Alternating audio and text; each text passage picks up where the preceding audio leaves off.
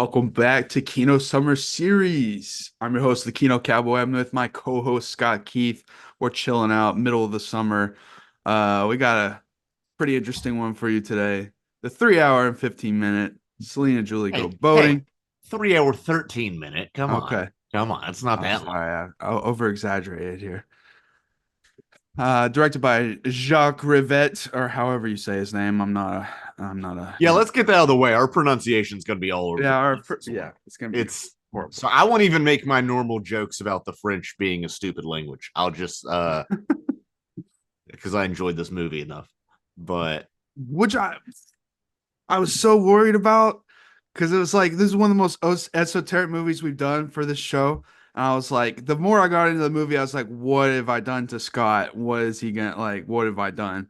And no, I was actually into it. I was in the right headspace for it. yeah, totally. And I actually I watched it over two sittings. I watched some of it, then I was getting sleepy. So not because of the movie, fell asleep, went in a set at the old comedy shop, came back, finished it, which is actually very good because this movie is sort of divided into two Yeah, distinct parts. definitely. So it actually really worked out. It let me kind of process, at least subconsciously, the first half, um, and then come back and finish the. And I rarely do that with movies, but this is one that I don't feel like that negatively affected my experience, because I always do like to, especially when I'm doing movies for the cast, make sure I'm in the right headset, and I really do enjoy the.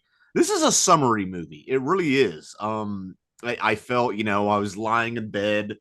My room was dark, but I had a bit of the summer sun streaming through the blinds. It was feeling good. And this very avant garde by Jacques Rivette. Have you seen anything else by him? Yes. Back 5 or 6 years ago, I watched. I don't even know how to pronounce it. La Belle Noche, no issue, something like that. I'm so sorry, France. Knows, but either way, that movie I liked a lot. I actually like that one a little bit more than this one, but well, it's more coherent. Not that that's a problem, but that movie is like ASMR the movie. Forget all these crappy ASMR weirdo videos that people watch. Go watch that one from 1991.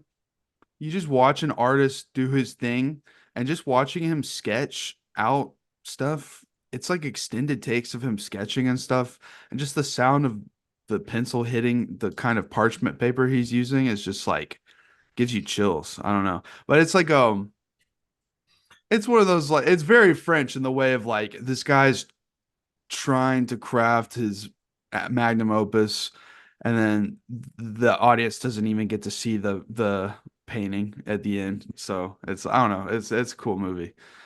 It's yeah, This is and Jacques Rivette is as French filmmakers yeah, come. this is fucking This yeah, is I would say late new wave. I yeah, typically think of new wave as a 60s thing. This is 74. So this is, trailing out of it, but I mean the fingerprints are very distinctly there. Um and there's a languorous pace to this movie. Very European. yeah, There's a scene in this movie where Julie calls up her job and is pretty much like, "Hey, I don't feel like working today." I'm like, yeah, this movie's yeah. European as hell. I was thinking about that. I've worked at a library. I couldn't just, I'd, Yeah, I'll see you tomorrow. No big deal. It's just one of those days. Oh, okay. But that's pretty cool to me. The no, it was just it's the fact that I regularly make myself watch truly off the wall stuff. So that I was just worried that this would not be something you would be into. But I'm so happy that you are. The funny part though, watching this was imagining if Casher had been on this episode because he, he does not respond to art house like I do. no. But thankfully instead he's been at the hospital all day because his mom just had surgery and is now had a cancerous tumor successfully taken out of her after a 7 hour surgery. So if you Yeah. were Which wondering is, about that, that's about as long as a lot of Jacques Rivette's films. And I think he would prefer being in the hospital for 7 hours than watching this movie. I'm not sure if he couldn't do Annette, he couldn't do this movie. Yeah. Yeah. But so we're This happy is for him today. and this is not his longest movie. We gotta, point out one is it's kind of broken into parts, but it's a goddamn near 13-hour movie. So that's coming up next episode. And No. Yeah, no. Next episode we're doing Showa. But oh anyway. god. If you don't But know, and if you're watching this, I'm sure you do. That's a 9-hour Holocaust documentary. yeah. That'd be yeah. I'd A like great work of fiction. good one. That's a joke. It's a joke. Should clarify. These are weird times. But you did like this movie. You did enjoy this movie. Yeah, hell yeah. Okay. It's We my were kind talking of before we thing. started recording. I watched it a couple days ago, so I had time to process it. You watched it this morning, so you're still, reeling from it. And Yeah, for sure. It was kind of like these kinds of narratives you just roll with, and you, even if some things you're not fully grasping, you wait, and you think surely by the end you'll get a grasp of everything. And I did. yes, it is. Halfway through the movie, you're like, what the heck is happening? But also, you just have to come in it with different expectations. And that's what I find most people when it comes. And I listen, if somebody doesn't like this movie, I do not fault them at all. If somebody's just not into it, Sure. I'm not gonna be like, We what did is a not hard to cool? be a god on this channel, Yeah, so no, this movie's way more watchable than that, I think. And this movie's longer. Because that movie is, I also had trouble telling what's going on, and that's arguably a more conventional narrative and less surreal science fiction. That movie is odd. I keep thinking about that movie. It almost presupposes you have a familiarity with the source text. I guess that novel is so famous in Russia that it would be like, I don't know, Dune or something here, where you might have an idea of what it is, even if you've never read it. So you is go that our most challenging film we've done on this, or is this? is up there. I found Hard to Be a God more challenging in ways. Yeah, I did too, I And I think. think what I enjoy so much about this is whimsical. Whimsical is the word I keep coming back to with this, but Yeah. it doesn't feel forced. There's a forced whimsy, like a hipsterish, 2010s hipster forced whimsy. Yeah. Zoe Deschanel, not to her fault, sort of forced whimsy that I can sniff out and hate because it feels inauthentic. But there's an authentic whimsy here.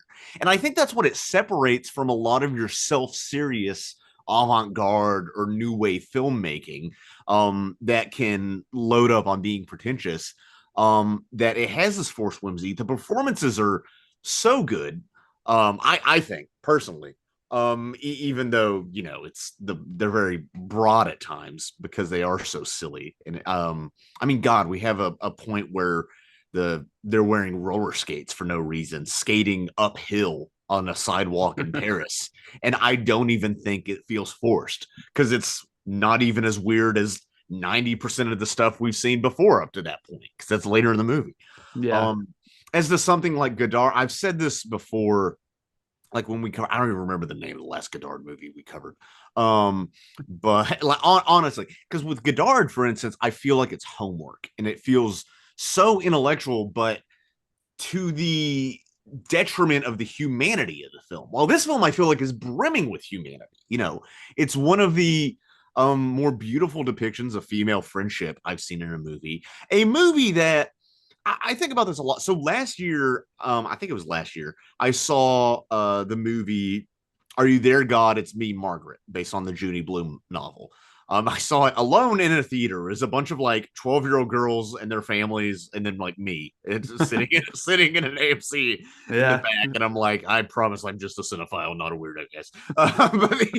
But I really enjoyed it, and I think one of the things is like there's all this talk of representation, but also in movies for different ethnicities and nationalities and things. But one thing I realize is like there's so many women's issues it's half the population, and I've never seen a movie such as that deals with menstruation on such a level, which is like something you and I as people without uteruses like kind of don't think about, but like half the world has to do that every month.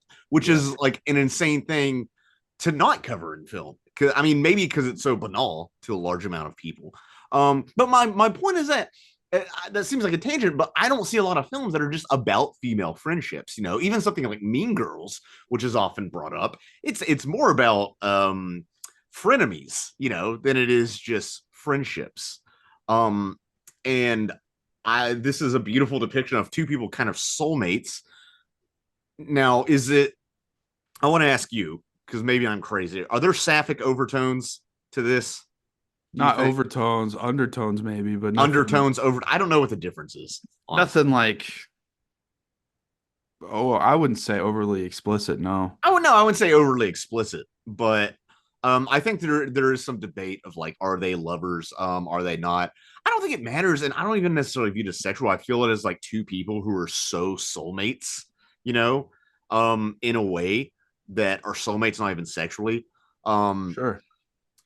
almost to the way of like jocks slapping to each other on the butt after the game, where like it's not even something sexual, it's just so intimate that they're able to be physically intimate and talk to each other while they're showering and move in together. They move in together pretty quick, so maybe that's the lesbian reference. Jokes, hack jokes. um but they move in together into this apartment that I'm kind of like, it kind of reminds me of the movie Amelie, not just because it's French, but there's a whimsy in that character.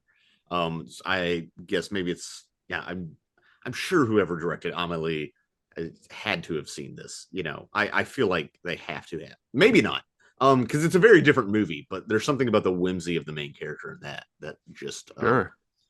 They just I seem see like it. two chicks, cool chicks. You know what I mean? I would love. They're very cute, I would and totally hang out with them. I You know don't what I even mean? mean a sexual. Like they're very cute and like chicks I would hang out with. You know, Yeah. at the like I had a huge crush on Julie the entire time because I've let a couple redheads ruin my life before, so I'm you know, aware. Um, but the humanity in this is what I'm saying. It overrides any of the avant-garde pretentiousness. And what I was saying earlier before I got off track is like you do have to just wait and be patient in these movies. And if you're used to more plot-driven movies, which American movies are typically more plot-driven, that hand you things, you know, you just have to come into it with different expectations. And you know, a lot of I hear on film Twitter, film YouTube. People talk about like vibe movies. I don't know why that's the term that's been thrown around, but these less plot centric movies. Yeah. But this very much does have a plot, which I had to piece together even after watching the movie. And it's also very much a Rorschach test of a movie where it's like I am not going to besmirch anyone for their interpretation of this unless it's something wildly off base, you know. But I've read all sorts of, you know, in my research doing this, I've read and heard different interpretations I never would have thought of. Even to the point, like I've heard an interpretation that the last shot of this movie is a cat. There are a lot of cats in this movie, which I'm all about. I like cats. And people are like, what if the entire movie was like the daydream of this cat trying to interpret the lives of humans from a cat's perspective? I'm like, I don't think that's it, but I kind of love that. I love thinking about that. Well, as But someone what who are your takes to this movie? I've been talking a well, lot. what I'm saying is like as someone whose first feature film also included a plot point of a fictional character entering his own reality, I pieced that together pretty quickly. Like, oh, okay, I see what they're going for with the ending. Like, I really, the ending really brought everything together when they're on the actual boat and they see the fictional characters coasting by. I'm like, okay, yeah, this wrapped everything up real nice. But because at first I was like, what are they going at? What are they? Is this just a hangout movie? Where are they going towards? And then because I originally wrote this down for Kino Summer Series because of like one image I saw when doing research. I'd wanted to watch this movie for a while, and it was like Celine and Julie go boating, and it was described as summer atmosphere. And the one picture I saw was them actually boating. And Yeah, the whole so, movie, I'm thinking like, where's the boat? yeah. Where is it? So I wrote it down and thinking like this is gonna be like a kind of an experimental, quirky comedy about two girls doing summery stuff, trying to Yeah, did go you think out. it was going to be like My Summer with Monica? They're going to go off on a Something like boat and that. hang Yeah, I out. really Yeah. did. And it was just like, no, instead it's an esoteric. Yeah, it's kind of everything but that. Yeah. Well, apparently the French term, and I even looked at the French title. I'm like, is this some weird, like, anglicized translated version of the title that has nothing to do with the French title sometimes? Yeah. No, it's pretty close. It's pretty much the same thing. Yeah. But apparently to go boating, or the way it's written in French, is to be caught up in a yarn. Is Which, if you're coming at it from the French, that actually helps clue you into what the story's about. Because they are caught up in this. And you say fictional characters. Are they fictional characters? Are they ghosts? Are fictional characters being represented as ghosts because they are the spirits of the people who create these stories? Like I said, there's 100 different ways you can interpret it, and I'm still piecing it together. Yeah, And it's either a fictional story or just a parallel universe that happens to play out like a soap opera. Or both. It is the spiritual and then later physical manifestation Yeah.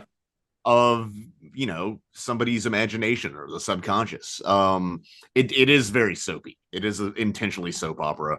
You have ladies passing out for seemingly no reason or at the sight of flowers. Ladies afraid of flowers. Is that a Georgia O'Keeffe thing? Since we're keeping on this feminine, I'm not even joking. I'm serious. Ah, um, Like, I don't.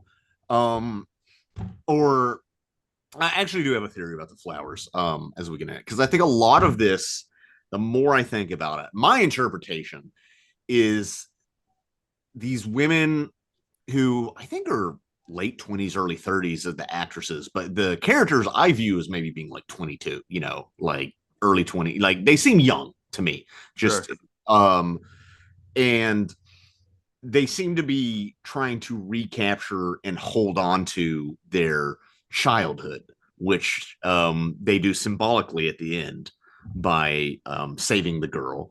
And by their whimsy is what is enables them to power through the ghost-like doldrums of domestic upper class life, you know, and all the stifling soap opera crap, and whatever social forces that, you know, in the 70s, your sort of post-war Revette was referring to. I do think there's some lambasting of the upper classes and their sort of invented problems of like, oh no, I'm traveling and I'm rich and I can afford a stay-at-home nurse.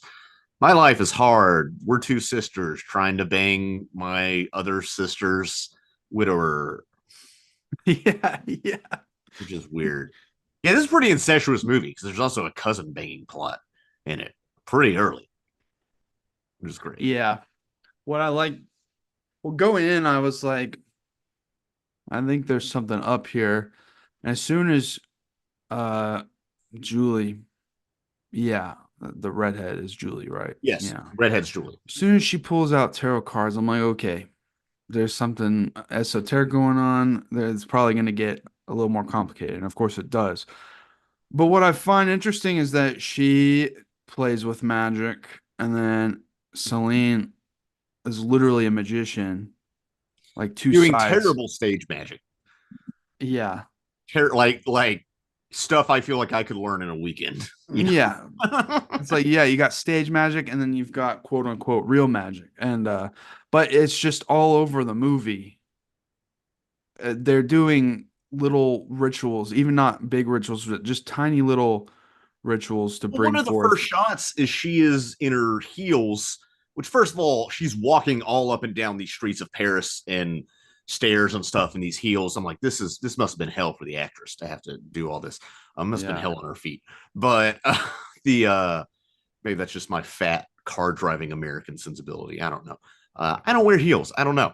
But you see her drawing some sort of symbol, not a pentagram, but some sort of symbol in the dirt in this park with her heel. It's very early on.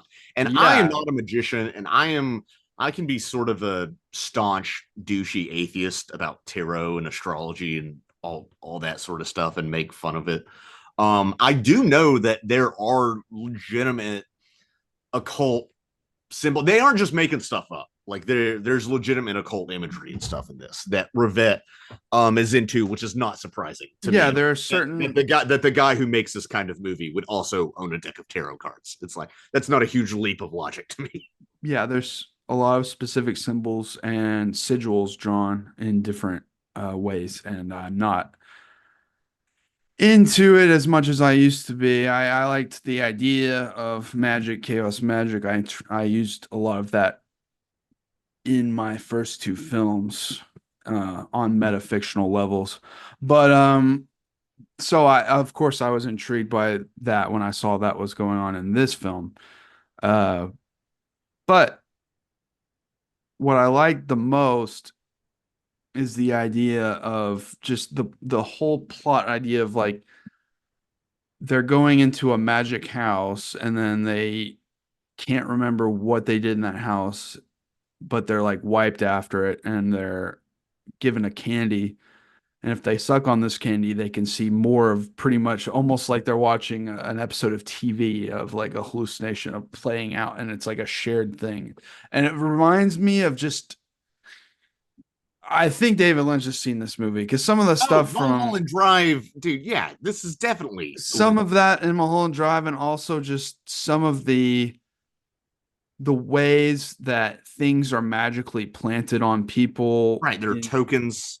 stuff like that. Just very, yeah, it reminded me some of that, especially season three of Twin Peaks. But yeah, so there's got to be influence there. But just the idea of like, let's keep trying, we have to get more candy so we can suck on it to see more of the story play out. And pretty much this movie's just like an experimental version of like two chicks in the summer hanging out watching TV and trying to figure out what happens next. The thing they start making fun of their own movie, of the movie within a movie, or the play within a movie, or whatever this is. Yeah. Because we never, it does feel all very staged, but it also seems like it really happened because there's a sense of time travel in it, which is maybe why there are ghosts, it Yeah. blurs that line. um When she visited that lady that lives nearby that she hadn't seen in a while. right, who I guess they don't, do they explicitly say their relationship? I assume it's like an old aunt or something. Yeah, like an old aunt or like an old nanny or something like Yeah, that. she name's Poopy, which I'm immature, and I was like, hey, her name's Poopy. That's funny. The which Poopy or Poupe, that means doll, or is similar to the word for doll in French. I heard. So I don't know what the thing is there. That's another element of play in childhood. Maybe it's just similar in like, oh, this was like an old lady that I played with in childhood. Maybe it's as simple as that. But Um, there's so many reoccurring dolls, and she even at one point hangs up three of the dolls underneath that sigil she draws and then redraws a different right. symbol on her. Her Yeah. vision board, it's pretty much a vision board to me. I think it's a magic vision board. Because one Yeah. one thing I keep coming back is like magic with a CK, which is what a lot of your, tarot people and pagans on like modern pagans talk about. A lot of it's manifestation. When people talk about manifestation with vision boards and stuff, that is magic with a CK in the broadest sense that Yes. you are using ritual to manifest things from your subconscious in the real world, Yes. which I think all of that has to be connected as a metaphor for creation and making art on its own. You said his other film that we can't pronounce, it's about an artist. Um, there's a lot about making art. And I've read this being an analog to the creative struggle. Which I've certainly had that where I'm trying to access my subconscious, or trying things, or I probably do most, like at least half of my creative work in my subconscious. For example, when I write, so I write jokes, like I don't, a lot of times I have to just write a bunch of like premises and different ways of saying things and then let it sit for 24 hours and come back to it the next day until a punchline or something is available to me. I'm like, oh, there it is. Or, oh, that's what I need to add on to this. Or this is how I need to structure this.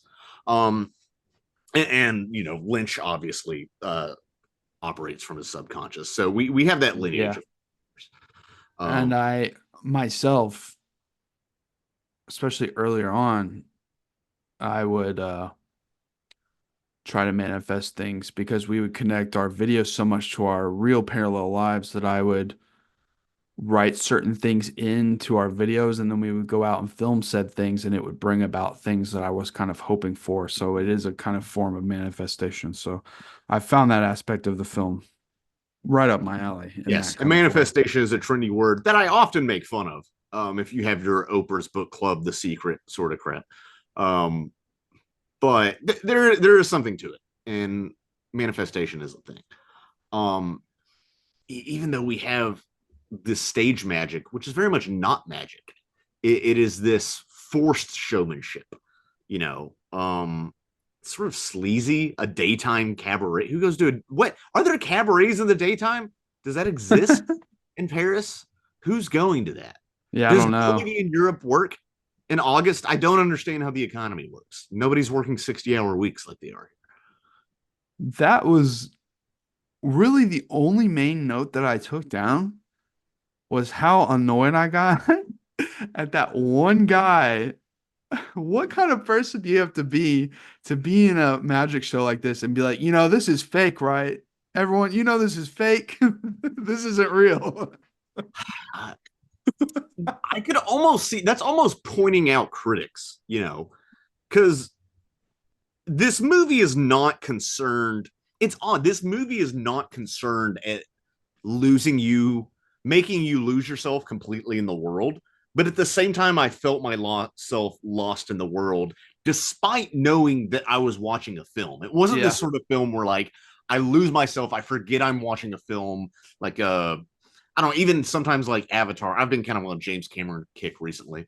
Um, it's something like Avatar, where it's like, oh, I forget I'm watching a movie, at times, or I forget that these blue people aren't even real in Avatar 2 because the special effects are so good. But it's not. I mean, it's serious. It happened to me while watching the movie. It's Um, people were having depression because Pandora wasn't real. yeah, I want to. You don't want to hang out with the Water Tribe in those huts and ride around on those stingray things, manta ray things that they ride. Me, Yeah, not particularly, no.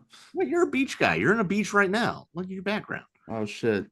Yeah, I'd rather just sit on the sand, get in the water. I don't want to have to deal with all the I'm not saying you have to like fight whalers. I'm not I saying know, that. but all the foraging and all the tribal stuff, it's just ugh. Yeah, but a lot of the like Hawaiians before colonization in a lot of those tropical areas, they would actually work fewer hours because the land was so rich that they were able to, they didn't have to do a lot of agriculture and stuff because things would I, just grow. I So prefer more of the McDonald's.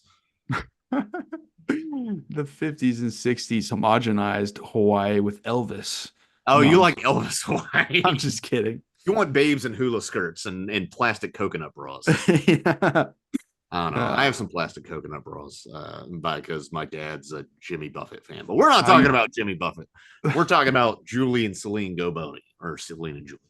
Um, but what I'm saying is like I'm lost in this world because it is presenting this alternate world, and it is calling attention to itself because of its structural oddness. And not only the form of it is odd, but the content is odd. It's a weird ass movie. But at the same time, again, it's charming, it's whimsical, and I want to hang out with these people. So it is a hangout movie, which I know we're both fans of, you especially.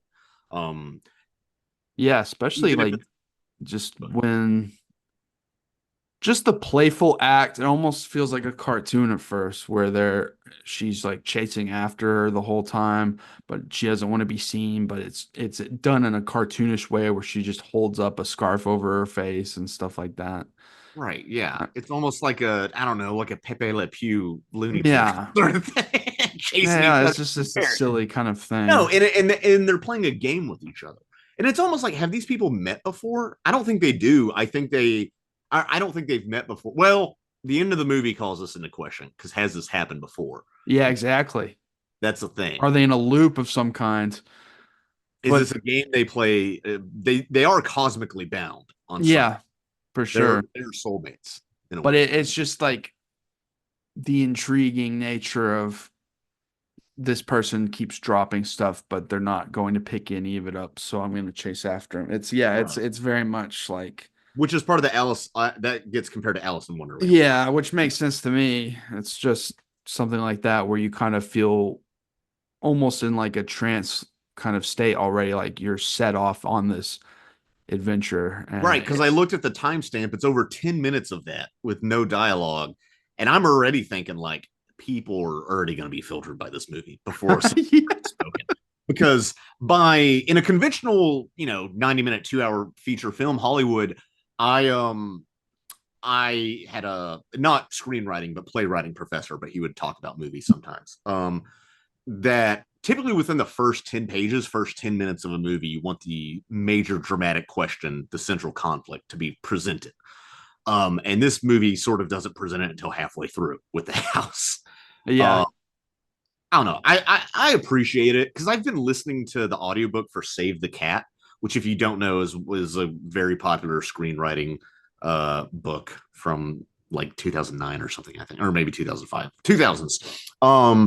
And it has a very formulaic, almost by a spec screenwriter name, whose name I forget. I don't care.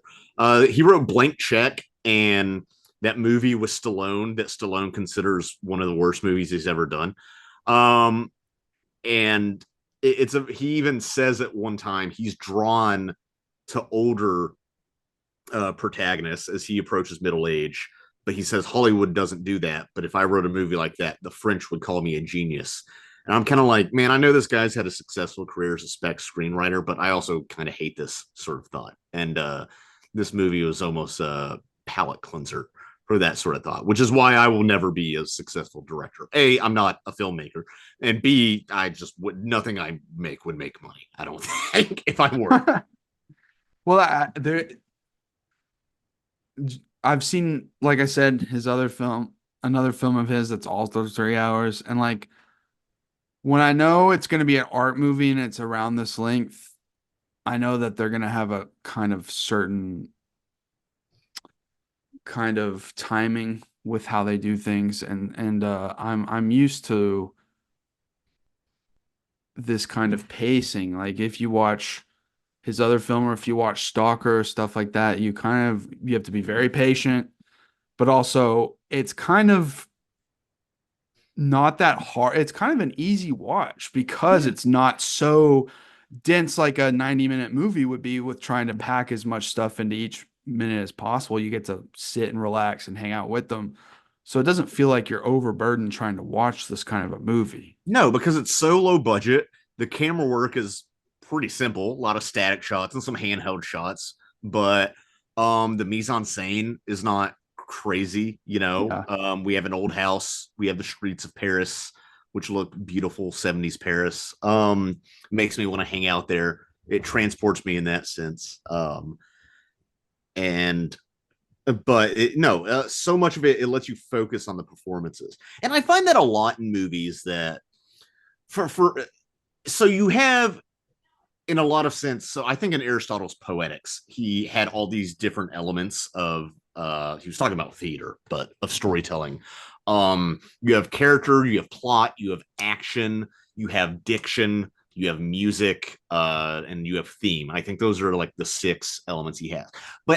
But often to emphasize some of those elements, you have to downplay certain other elements. And what do I mean by that? It's often said, I've heard it been read, like Kubrick does not focus on characters a lot. You know, I mean, he does. Like take 2001 for instance. Dave is not the most complex character. You know, his arc is not huge. We don't get a ton of his backstory.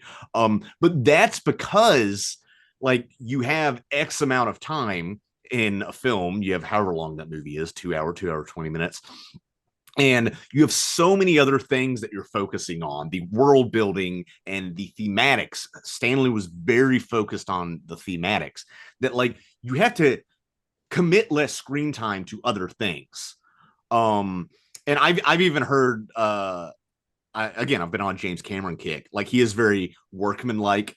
I've heard it described dialogue, but that's because he has so much stuff he's trying to get through, where he's establishing all of Pandora. He's trying to get that through. So he has these stock characters. He's like, okay, this is the Marine character. You kind of get what this is. This is a scientist character. You see her smoking a cigarette. You kind of get what character she is. Let's move on.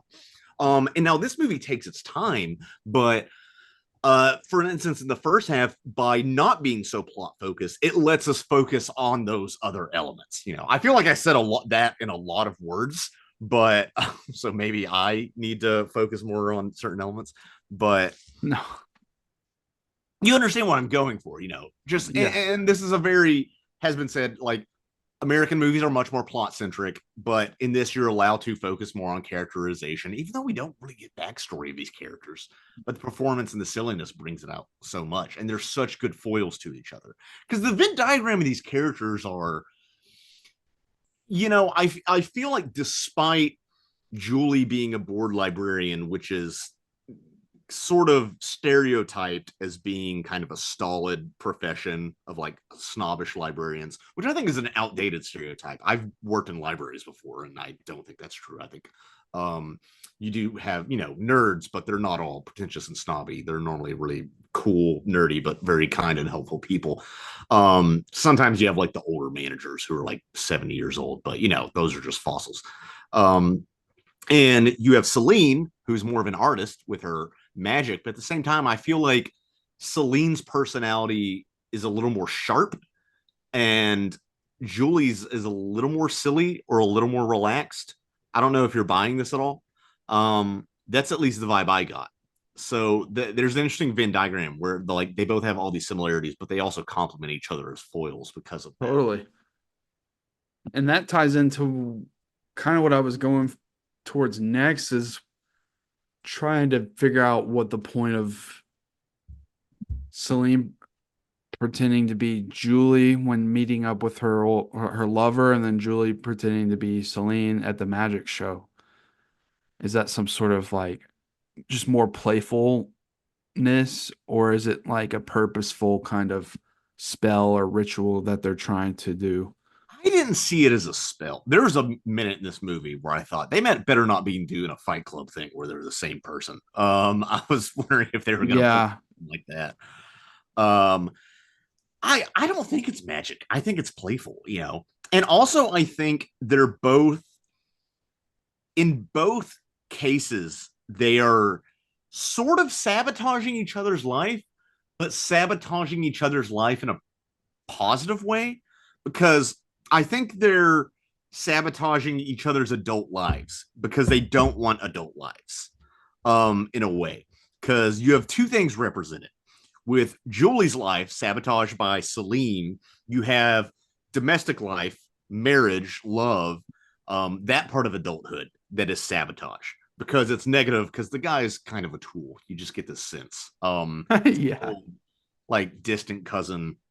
And I think a lot of that dialogue was improvised and silly for its own sake. It was just sort of flavor. There's one point it's like we're like in he mentions like a pancreas and being like an Alsatian, which is a German shepherd, just kind of nonsense when they're in the Yeah. park. And all those kids who are not part of the movie, those are kids in the park who are just watching what's happening. They're just like, what, who are these I two? was thinking about that. Yeah, and Like, then they're talking about sodomy and stuff. I'm like, whoa, that's I was thinking, like, I imagine bet you're the like in the background of this film as a kid, like, and your parents take you to see it, and it's this 3 hour fucking thing. yeah. Well, and then also I wonder if those kids went to school next day. Yeah, we were in the park and these two adults were dancing and one took his pants down and was talking about sodomy. What's that? And then the lady told him to go jerk off in the rose bushes. But I think she has this vision board or whatever, this magic vision board with the Guile from Street Fighter, yet however you say his name. Her old childhood lover who sounds like they did some things. I think they said sodomy because it's like, oh, were you like 14 and trying to not get pregnant, and so you use that to like keep your The old Catholic method, yeah, yeah. it's like, oh, it doesn't count if it's there, you're Yeah, still a virgin, yeah. that sort of thing. Which is the most body thing in this movie.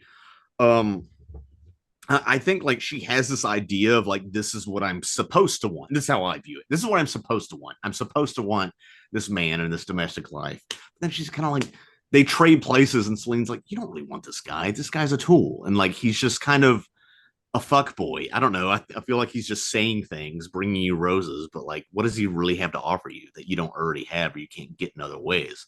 So she sabotages that, and then Julie sabotages Celine's career. First of all, her stage name is Kamikaze, which is very on the nose because she bombs on purpose, Yeah. doing terrible singing, and then like breaking down at the end as some sort of like meta performance art in this performance that is in a movie of other performances.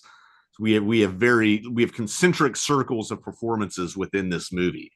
Um, but at the same time, she's chased after by these two, I think Middle Eastern, Algerian or something guys. I don't know. Because this manager is like, oh, we're gonna put you on cruise ships and all this stuff, like talking Yeah. her up. I'm like, okay, this guy feels like he's full of crap. And maybe you'll be on cruise ships, but it's not. That's not necessarily a And great choice. she's like excited about Beirut, but it's like it feels like he named some random ass countries that are just like I don't know. There you could be getting better spots I would go to and Beirut, but they've had some troubles. I don't know how they were doing in '74. Um, I wouldn't want to go to the Middle East right now. But yeah, there's some stuff happening that I'd be like, whoa, I don't know. But at the same time, it's like, dude, like, do you really need to like? You have a nice life here in Paris where flats are affordable, which is something always watching these old movies. I'm like, even though it doesn't look like that good of a flat, and there's like old furniture and it's kind of sparsely decorated. I'm just like, I don't know. I'd live there if I could just be a librarian and hang out in Paris and do. Yeah, that's kind of my dream life, honestly. I'm applying to library jobs right now, but she sabotages that because at the same time it's like, do you really want to commit yourself to this? Because you're doing this for the art, ideally because you enjoy magic, or I hope you do. Um, but do you really want this sort of career where you'll have more and more pressure on you to act a certain way? Because I don't think Jacques Rivette really was that concerned with the financial success of his films. I think he wanted to be able to make more films, but he obviously was not concerned with mainstream success. You know, no. totally. I feel like obviously we talk about escapism a lot, especially in the way it's used as films, and so for them to use magic in a way they're willing to go back into that house despite not really fully understanding it and it really draining them and kind of being feeling almost kind of risky just to get back into that world to escape as Because it's real magic yeah and it's real art. They're trying to access via their subconscious real art and real expression, and not this commodified magic store elementary school sort of magic. yeah and it does take a toll on them to the point that they finally get done with the candy that they do have and they're like well I don't want to go back in there let's just rob some shit from the library or whatever. And Which is so funny. I'm like, couldn't you wait till the library opens and check out books? Isn't that the point of libraries? Is they that were they're free? they wanted to get back to that story so bad they were willing to do it that night, which is interesting to me. And so they I make think they an wanted, actual but also I think they wanted to play the role of robbers. They wanted to dress up like that and be silly and wear roller skates, which somehow works in this movie, despite it being yeah. so goddamn silly. But it's also interesting that they figured out that they can just manipulate the system and just try and make a potion that allows them to recall and not even have to use the candy, which is I like that. And especially I like the detail they for some reason give some to the fish. Yeah. Does the fish get drunk? Because it makes they just mix all the elements in like the most basic sort of it's the power of belief. I think that's all it It is. is, but it is represented by an actual like when you see the potion, it's all like mystical looking purple Sure. weird. But also it's like a placebo where they can Yeah, access their subconscious through that way. of It's all about course. and it's all about ritual and it's all about affecting your subconscious, Yeah, which, which does have a scientific basis. yeah, absolutely. I had a therapist once who was like, I was depressed and stuff, and I was saying mornings were hard, and he was telling me like what types of music to play in the morning to like trigger certain like subconscious rituals, which was I was kind of irritated at the time. I'm like, are you just telling me to listen to music in the morning? Like, is that really your suggestion? And did I pay you for this? But then I was like, okay, it kind of works. Like, the brain's a weird thing. And also when I used to be so edgy when I was 19, 20, but and then I grew out of it. Edgy And how? Well, I used to And be when I was deconstructing my faith, I was so Reddit atheist about everything, and then now it's like I know when people are taking their time to put you in their prayers and really think about you and stuff like that, that means a lot to me. It's like, okay, you're putting this out into your head, out into the universe in one way or another, and just because you care about me, even if I don't believe in God or whatever, I it, still, it's real well, nice. it's a type of meditation. Yeah, That's all it is. but that's just an example of yeah. So anyway, the actual melodrama that they're following, I find that interesting that because like they show you different scenes split up a bit, and then you realize that you're seeing these slightly contextualized later when because at first it's kind of sparse as they're trying to get more candy, and then they go full in and you realize, oh yeah, this is the rest of the movie. I kind of figured that's the way it was going to be, but okay, cool, we're in it. And then you kind of start to realize, oh, I've already seen this before. I'm still trying to piece things together, and Which they even make fun of as they're yeah, watching their memories like it's a movie. yeah, You know, again, I feel like through that, and through that, and even through the heckler at the magic show, who's like, this isn't real. He's sort of taking the piss out of critics, or not even professional critics, but people who would criticize this type of movie. You know, he's like, yeah, but have fun with it. Of course it's not. Of course we're pointing out that this is a construction, and but I there's get that. no I get that aspect, but just the idea of like a grown man trying to like convince people, hey, this isn't real, Oh yeah, right? it's like when people get really upset about wrestling being fake, and it's like, yeah, it's storytelling, you idiot. Also, they're really jumping off. Like, I can't do a backflip like that. What are you talking about? Yeah, I don't think they die in their 50s for no reason. Oh yeah, no, it's those pecs. They wear out their body and they do a ton of steroids. Like it's pretty intense. Dim pecs are real, dude. Yeah, but I was like, it was fascinating to kind of feel lost for a minute, trying to piece together this narrative of this melodrama and realize that they're doing the same, but also joking about it too. It made me feel less, I don't know, like insecure about not being able to piece it together because you're not supposed to really until towards the end. Right. Kind of reminded me of Mirror in that way, in that there's all this Yeah. imagery, and then you're like, what is going on? Okay, go with it. And toward the end, it all coalesces, and then you're able to look at the movie in the past as a complete whole. Thereby, the audience kind of is mirroring the same journey that they do of you having to piece things together in retrospect. Because this movie is about memory, and there's Proust references in this that it's often been, I'm not the first or 100th person to point out, like, so in Proust, which I haven't read because it's like 14,000 pages, it's like one of the longest novels ever written. I do want to read the first volume, Swan's Way, at some point. I'm not going to read the whole thing. I'm rereading Dune right now, so I got my work cut out for me. But Proustian moments are when you see something from your childhood or your past and it transports you back to the past, almost like a time machine in your own memory. And the little Madeline cookies do that for him in the book. It brings him back to his childhood. And so the candies are like that. That's the reference, which would Yeah. probably be apparent to the French audience, whether or not they had read Proust. Yeah, not to us. There's also some unsanitary, dude. They're like dropping stuff. There's like hairs all over the candy, and they're putting in each other's mouths. I'm like, dude, it's kind of gross. It's not the Yeah. big. But it was as soon as they enter the melodrama themselves and can now interact with the story, I like sat up almost as if it was like an action movie. I was like, oh yeah, here we go. This is the kind of thing I was waiting for. And it really paid off because you start to see the scenes again, but they're completely differently lit.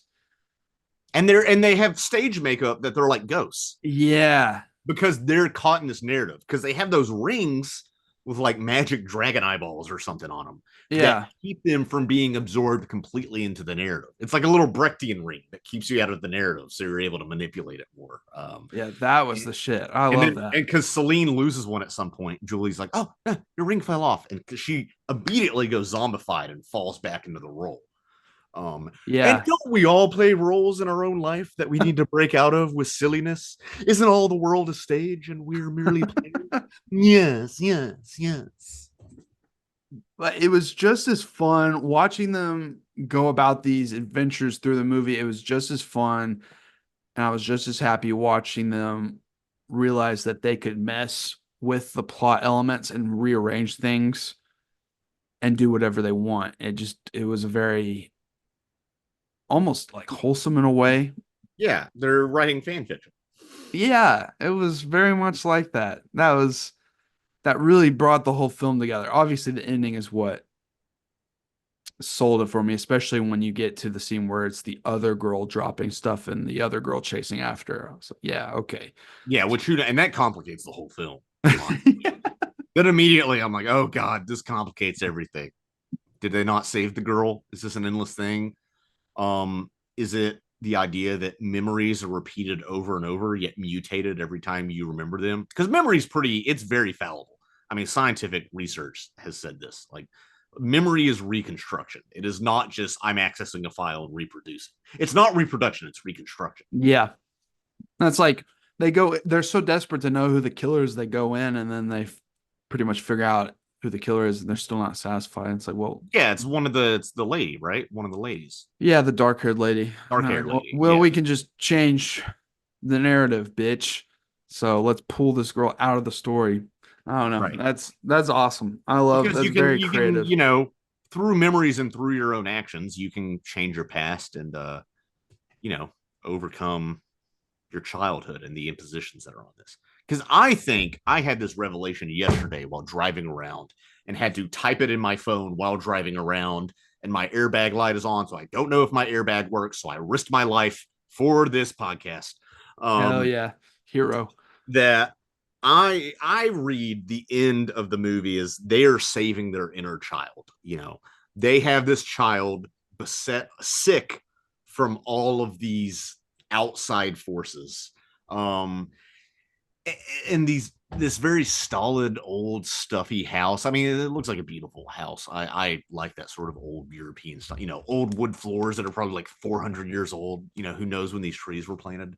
Um, but at the same time, you even have them arguing whether or not the flowers are good for the children, right? Um, you're right. Isn't that part of the argument? Whether the air from the flowers is good. And I Yeah. think the child likes the flowers. That's why she paints a flower, because that represents the sort of flowering and the silliness of a child and their imagination, and they're blossoming into a woman while maintaining the color of their youth. But what's her name? Dark haired lady. There's Sophie and Camille. I get them confused. Yeah. But she drops it. She does not like the flowers. I think she even passes out at the scent of the flowers at one. We Yeah. see her pass out over and over. And I think because she's not able to handle that, because she's so caught up in this adult world of just ego and sexuality, but like not a positive sexuality. And patriarchy, the guy who they act like is hot. I don't know. He looks like he's balding, but he has long hair at the same time. He looks like greasy Euro trash. He's No, supposed he to. looks like a ghoul. I don't know. Yeah, no, it's I, like they're acting like he's some sex, like he's what's his name in Lahine, Mathieu Cassavet. How do you say his name? They act like he's that guy. I'm like, this is not the best looking guy. I don't know. That's just me. Maybe I don't know. I'm bad at judging. I'm a straight guy. Sometimes women are like, that guy's attractive. I'm like, really? But he gets creepy because he's not trying to date either. They're both like his sister-in-laws, right? yeah. Yeah, and they're trying to bang him, and he's like has made a vow to his wife basically to not date after her death. But then he's like, well, it's maybe safe to flirt with this house nurse. Odd thing. I don't know. So I think they're also trying to save that young girl who represents their inner child from like predatory adulthood and adult sexuality. There's probably more to be read in. This is a I think that's a great I would say reading.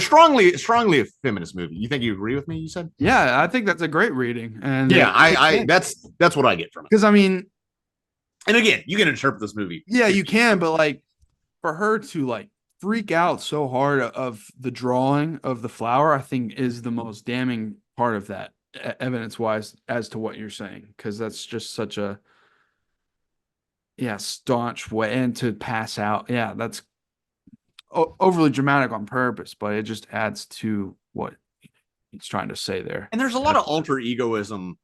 I need to rewatch Persona because it also kind of reminded me of how in Persona the two women's identities start to fold into each other. And there's a Yeah, little bit of that here.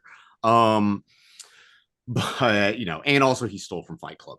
But the I do feel like Sophie and Camille are somewhat alternate personas. They're the less whimsical versions of these women. They can be read at that. I feel like whoever has the blonde hair, that is a more, I guess, regal looking hair versus Julie's bombastic, almost Richard Simmonsy Jufro sort of red hair, which is very playful, And there's those stereotypes attached to blondes as being like very sexual, materialistic, which is unfair to blondes. But then I think simultaneously can shape their personality because of the way society treats them. It has nothing to yeah, do with the actual pigment of their hair, you know. Um, in the same way can happen to redheads. Like if you grow up as a ginger kid and you're made fun of, that's going to affect your personality. It's a yeah, weird thing. It has nothing to do with biology. It's just how society treats you. Um, and these are like almost versions of what Julie and Celine could be if they let themselves fall into this um, capitalist obsession with legacy and with dresses. Because they're both sitting. At one point, one of the women says that they have their dresses in a trunk and they want to use it. They want these old regal dresses, but Celine and Julie aren't as concerned about that. They dress in feather boas. They make boa constrictor jokes. I wonder what the original translation is for that.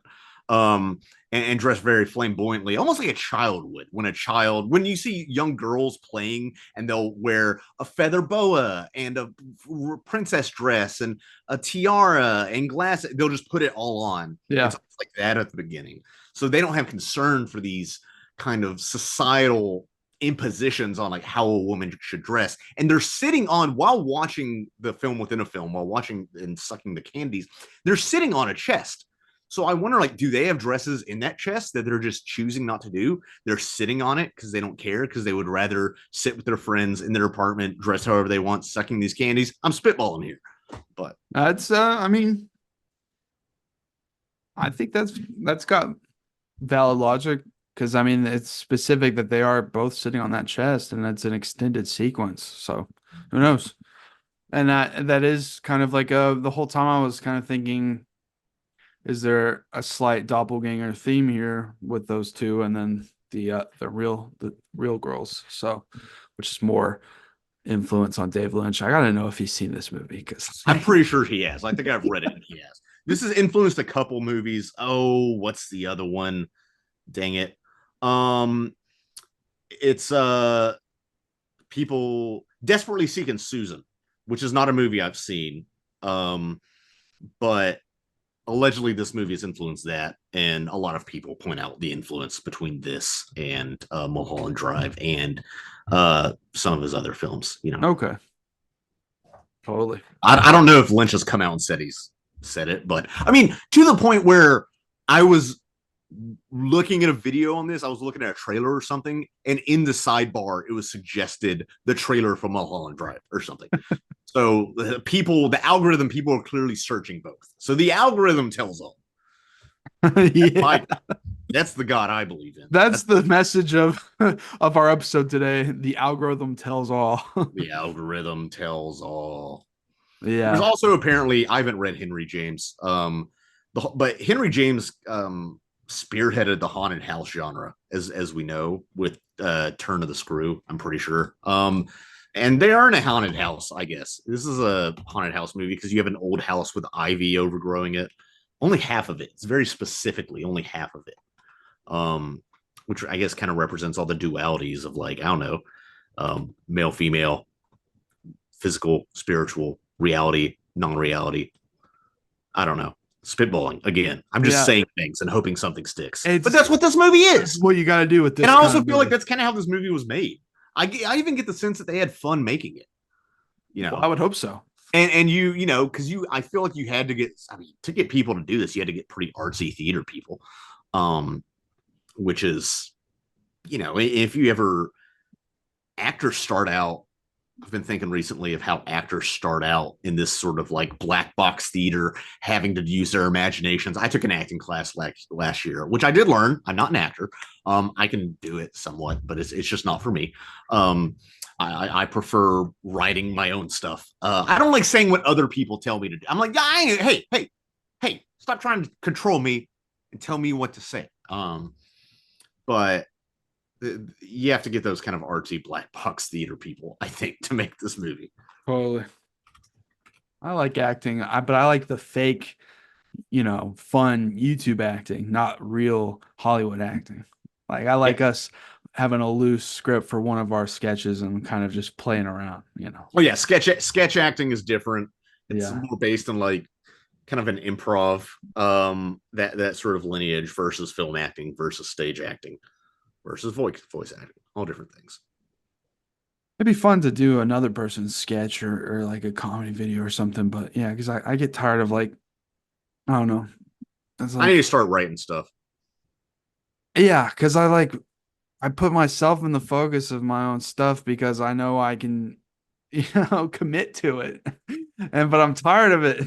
It's like I want to film other people. But yeah, that's why I'm doing a project with Cody soon. But that bastard's got Bell palsy, so he's gotta get over that. Yeah. Anyway. What do you think of the ending of this movie? Because this ending throws a big wrench. Because I feel like there's this very triumphant ending where they're able to, in my eyes, save their inner child, but then they can't truly escape. No, you can't. It's coming for you one way or another. I mean, age and Yeah. it's weird because normally it'd be like, well, reality catches up to you. But in this case, non reality catches up to you. Or is it the past catching up to you? Because even in the tarot scene, they say the past is your present. And I'm not even going to try to analyze all those tarot things. If you're a tarot person, leave your interpretation of those cards in the comments. I never understood tarot interpretations anyway. You just draw cards and make stuff up of how they're related. I don't know. Hope my sister doesn't watch this episode. Oh, is she big into tarot? She's a fucking witch, I'm pretty sure. I don't know. Ask her. I don't know. No, Ask I just her. it definitely I think has simultaneous themes of past and future and present. It's all encompassing, circling. But your And, past, even though it's done, it will always follow you. I think yes. that's what it says, no matter how you try to escape it. And if you try to escape it too much, you will be caught in a cycle.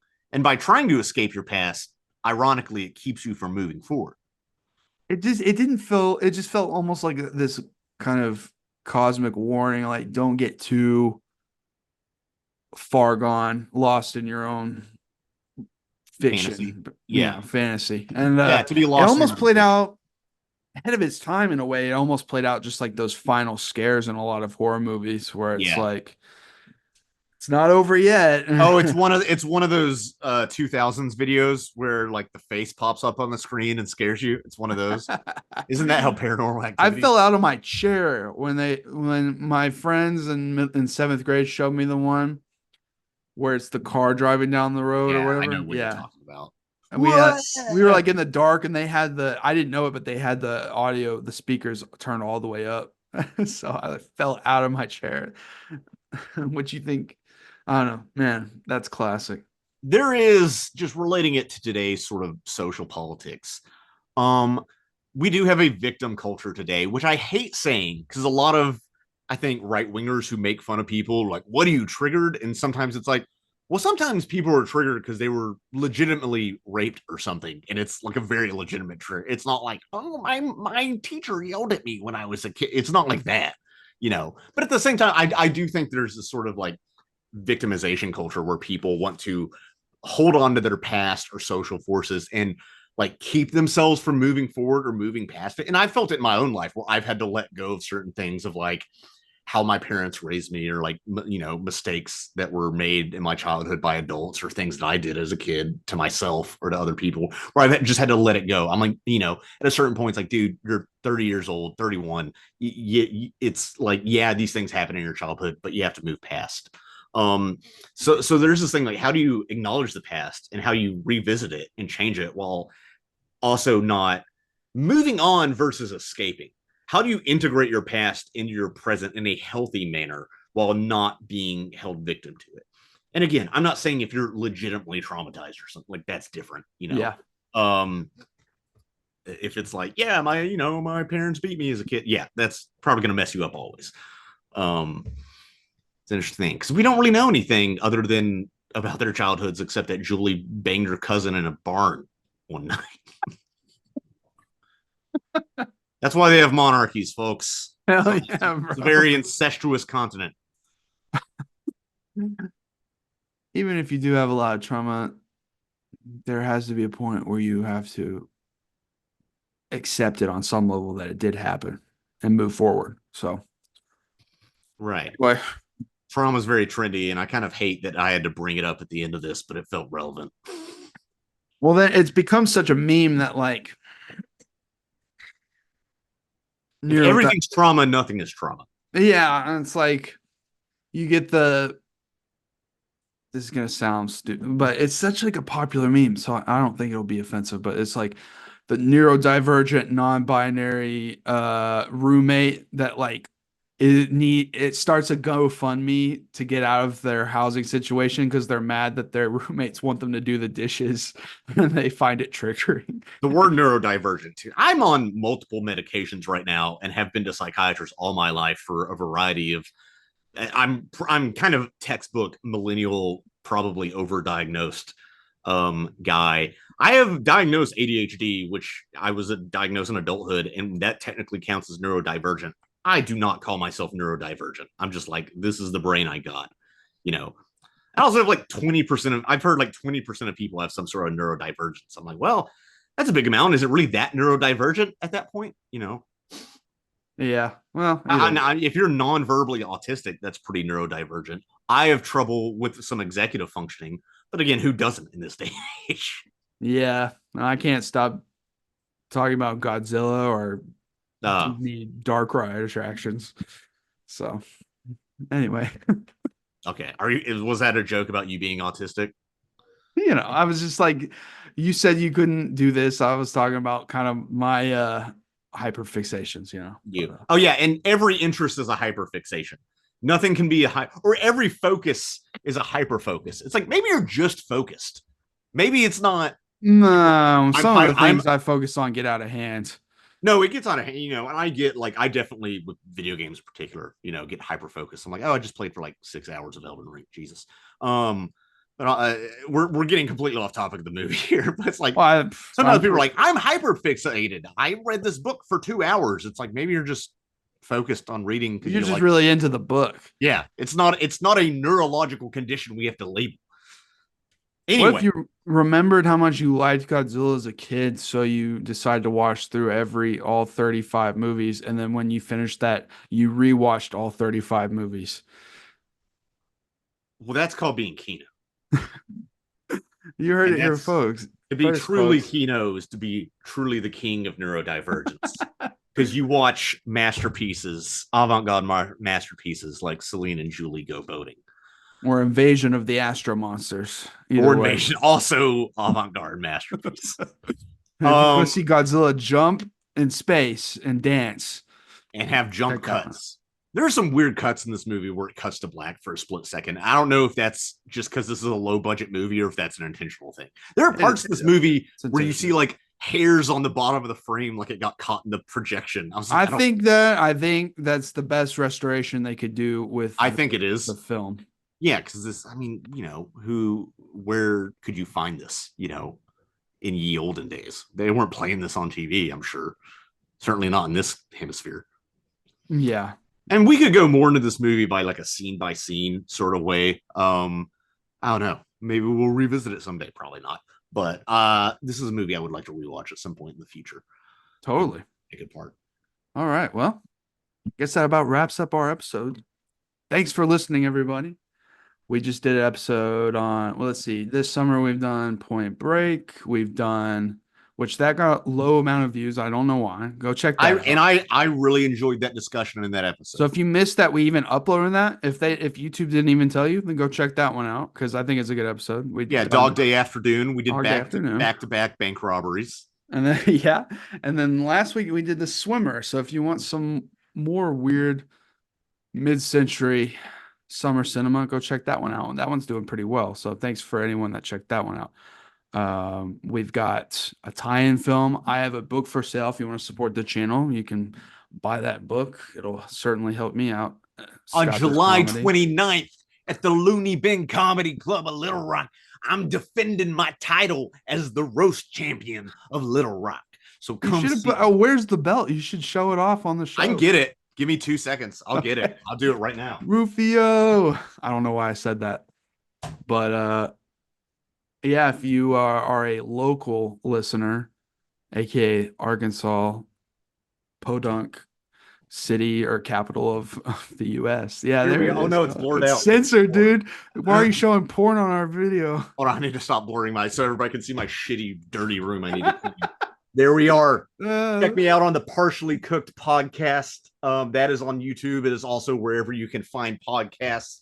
There's 2 episodes. One where I'm mopey and very self-deprecating about my comedic abilities, and then I won the roast. I won this belt. So don't listen to me.